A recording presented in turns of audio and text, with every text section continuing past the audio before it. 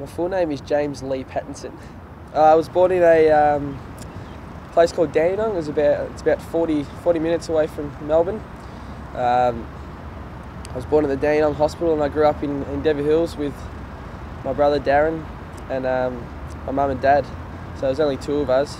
It's a pretty small family. My mum and dad are from England originally, and so is Darren. So I'm the only proper one in the family. I'm the only Australian, so which is good. But my dad, he's a roof tiler. He's been a roof tiler since he was 15 years old. And he's been doing it for about 45 years. So he's gone through some pretty hard years on the roof, and he was doing that as well as juggling, taking me to training and all that sort of stuff.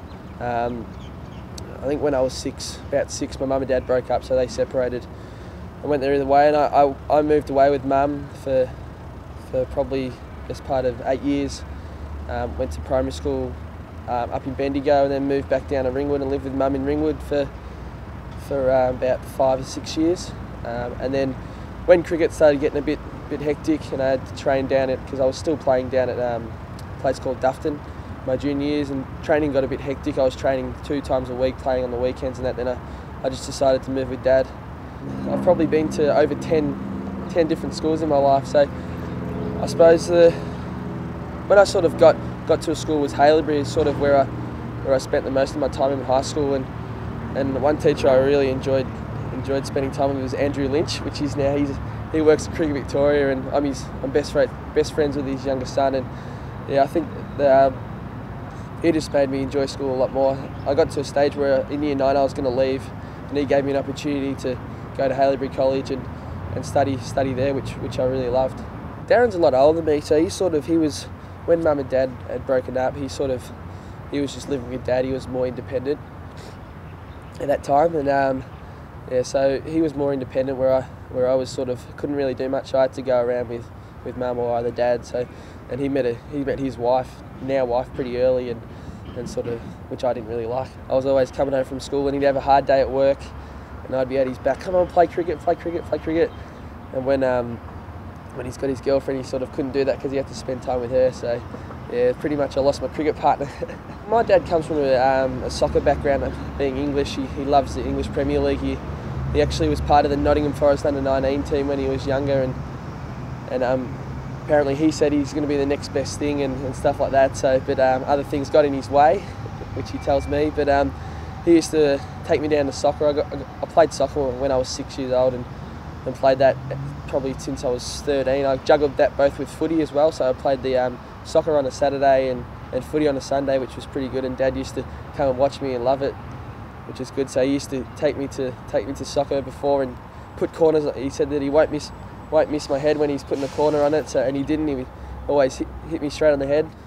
My brother played cricket. To be honest, I looked up to him and wanted to do everything that he wanted to do and that sort of stuff. And then cricket just I was probably better at cricket as well than I was footy, so I just went in that direction. Ever since I was 6, I always dreamed, telling my teachers. They said, what do you want to do when you're old? I said, I want to play cricket. And they said, well, what happens if that doesn't work out? And I said, no, I'm going to play cricket. I'm not going to do anything else and stuff like that. So it was probably good to have that sort of mindset at a young age. But if it didn't turn out for me, I don't know what I'd be doing. So I'd probably be up on the roofs with my old man. No, I don't have any tattoos. I want to get a tattoo. I'm not sure yet. I've always had a fascination with tigers. Ever since I was young, Dad used to take me to the zoo and stuff like that, and I used to just sit there and watch the tigers for ages.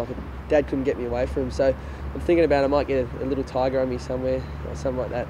I'm not sure. I haven't really looked into it, but yeah, that'll be cool. Something like that. Recently, I bought a boat with Darren.